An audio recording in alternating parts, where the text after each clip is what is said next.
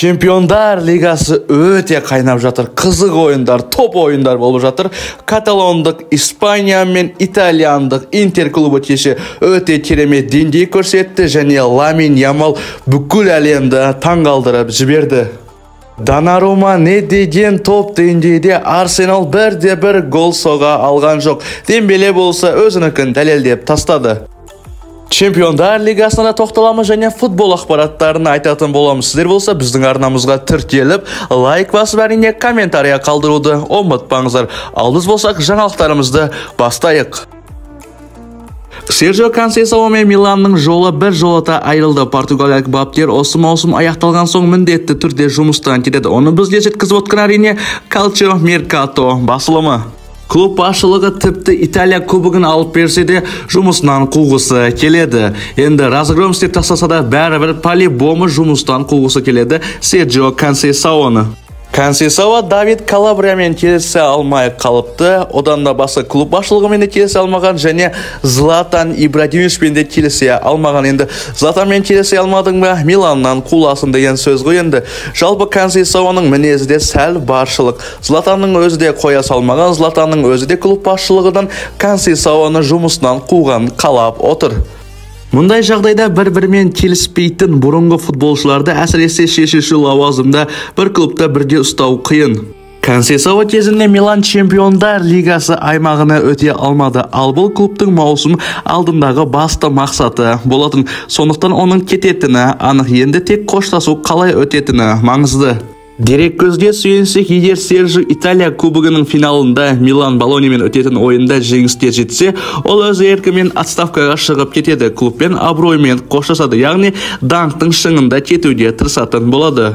Консейсаоның сәтсіз жұмыстері деп айта алмаймыз. Жарты жылда 2 трофей, бұл үлкен нәтиже. Тіпті олар екінші дәрежелі кубоктар болса да, футболда мұндай жағдайлар жиі кездеседі. Нәтиже әрдайым ойын сапасына сәйкес келе бермейтіні осы жерден білсек те болатын шығар.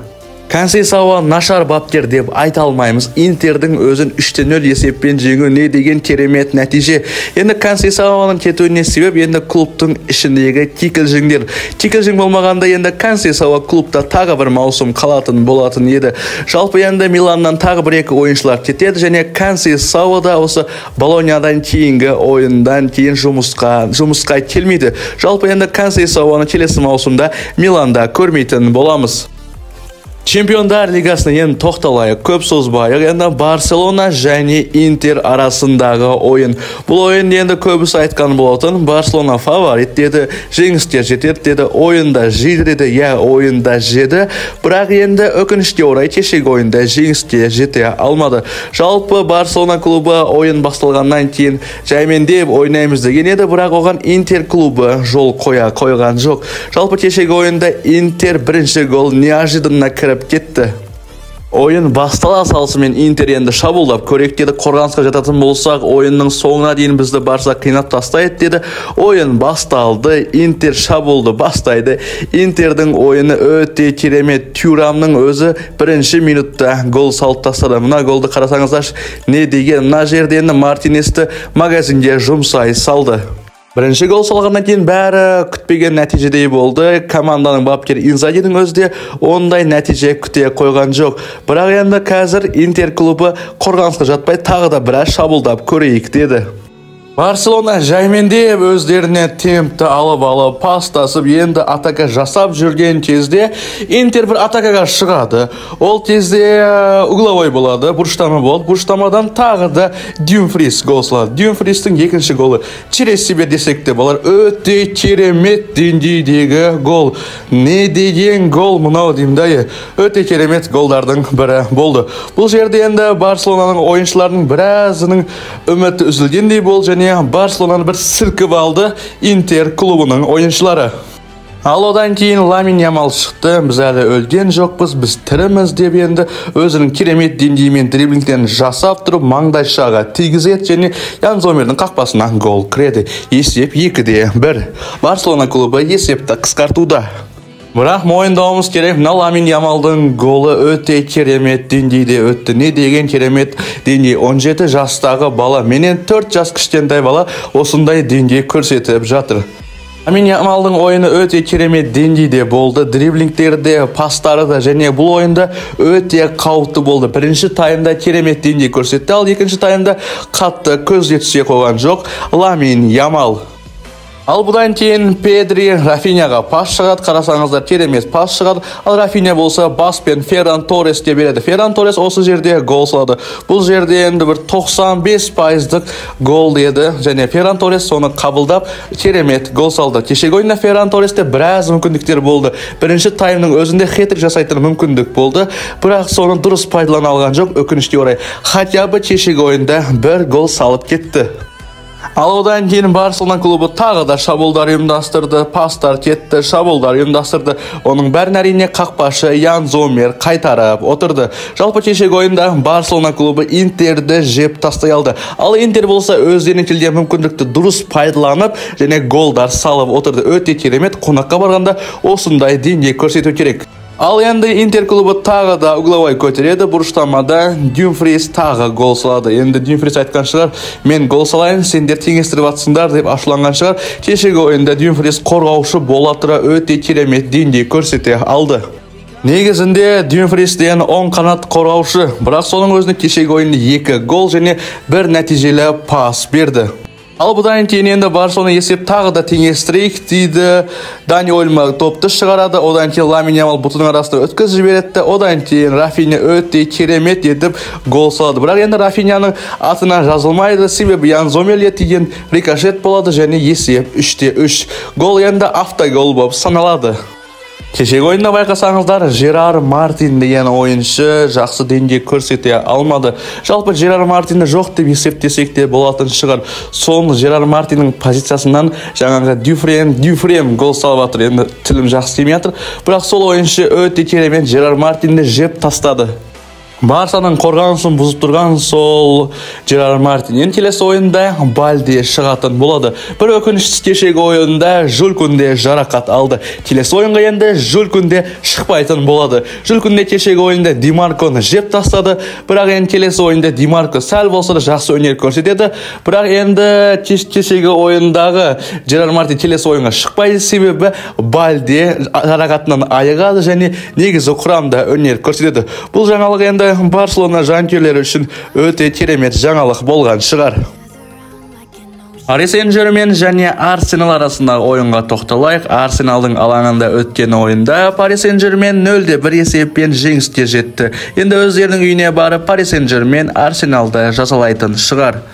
Ойын бастала салысымен екі команда да 3-4 минутқа дейін допқа таласты. Не деген таластар деймін да, мынау мына жақта жартылай қорғаушы өте керемет. Жартылай қорғаныста өнер көрсетіп жатқан осы Фабиан Руиз, Витинья бар, Мендештер бар, өте керемет деңгей көрсетті. Осылар енді Арсеналдың жартылай қорғанысын жеп тастады. Кешегі ойында Эдегарларды мүлдем көрген жоқпыз. Арсенал сапынан енді ойнап жатқан 3-4 ойыншы ғана. Ал енді Paris Saint-Germain болса кешегі ойында барын беріп өнер көрсете алды. Paris Saint-Germain'нің голы Paris Saint-Germain'нің ойынын темпін сәл түсіріп қойды. Кварацхелия Дембелеге пас шығарады. Дембеле болса әдеттегідей гол салды.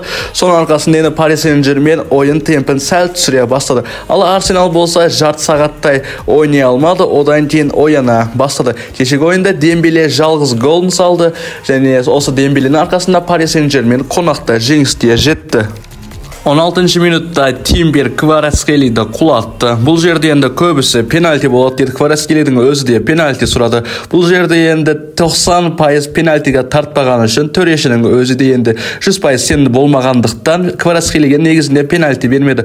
Бұл жерде пенальти берсе де болады, бермесе де болатын еді. Көбінесе енді бермеген дұрыс болды кешегі ойында. Ерде кешегі ойында пенальти бергенде ойынны өлтіріп алатын еді және Paris Saint-Germain енді келесі кезеңде шығу пайызы өте жоғары болатын еді. Ойында гол аз болғандықтан көп эпизодтар болмады. Бір эпизод болды, енді Микель Мериноның қолының офсайд деді, қабылдамады. Я енді 100%-ық офсайд еді бұл жерде. Сол үшін енді оның голын қабылдамады. Чемпиондар лигасының қарымта ойындары бір аптадан кейін болады. Бір аптадан кейін қай командалар финалда өнер көретін боламыз.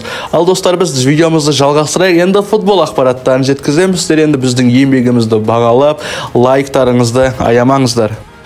Biz әр видео сайын bir ойыншыны жасыратын едік, ал сіздер болса табатын едіңіздер. Және алдың видеомызда біз Ашраф Хакимиді жасырған едік, және алғашқылардан болып тапқан осы біздің көрермендеріміз. Міне назарларыңызда енді келесі ойыншыны сіздерге көрсете кетейін. Бұл ойыншы кім? Міне осындай клубтарда өнер көрсеткен, осы жылдары енді комментарияда күтіп қалатын боламын. Атлетико Мадрид пандемиядан кейінгі қиын кезді еңсеріп, ақыры экономикалық тұрақтылыққа қол жеткізді. Енді Мадридтіктер трансферлік нарықта белсенді қимылдауға дайын. Өткен жазғы трансферлік терезе соның айғағы, бірақ соңғы жылдары қиналып қалған әлсіз тұстар тым көп, сондықтан бір маусымда бәрін түзетуі мүмкін емес. Атлетико Тоттенхэмнің қорғаушысы Кристиан Ромероны сатып алғысы келеді. Симеоне аргентиналық қорғаушылармен жақсы жұмыс істейді, ал Ромеро болса Ла Лигада ойнауға қарсы емес. Ромероның өзі де Ла Лигада ойнауға қарсы еместігін жеткізіп отыр. Мен агентімен нақты сөйлескен жоқпын, бірақ болашағыма қатысты кез келген нұсқаға дайынмын. Мен үшін бастысы даму. Ла Лига бұл үлкен мүмкіндік, дейді ойыншы. Ромеро Симеоне жүйесінде мінсіз сай келетін футболшы, қорғаныста сенімді, техникалық шебер әрі нағыз күрескер. Рас, кейде артық кетіп қызыл карточка алып жатады, бірақ бұл дәл қазір Атлетикоға дәл осындай агрессия мінез жетіспейді.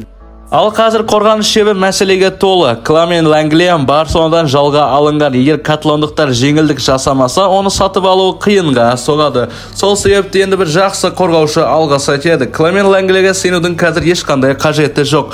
Хосе Хименес керемет қорғаушы, бірақ жарақаттар мазасын алуда.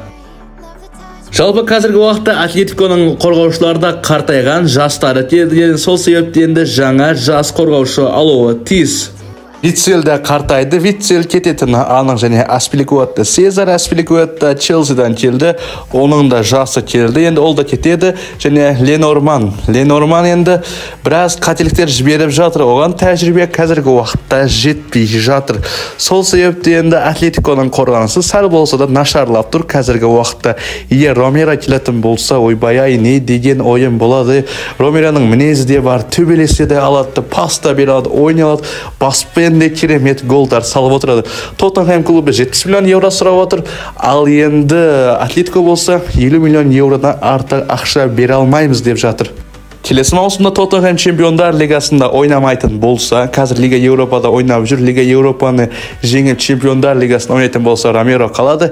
Егер чемпиондар лигасында өнер көрсете алмай қалатын болса, Ромеро енді Атлетикоға барады деген ақпараттар да көп. Ал достар, біздің жаңалығымыз осы енді. Арнамызға тіркеліп, лайк басып әрине бізді қолдауды ұмытпаңыздар. Не болса да енді комментарий жазыңыздар, сын жазсаңыздар да, мақтасаңыздар да оны көтере аламыз. Сіздер үшін қызмет жасап жатырмыз енді. Енді сіздер де біздің жұмысымызды бағалап кетсеңіздер, біз өте қуанышты болар едік.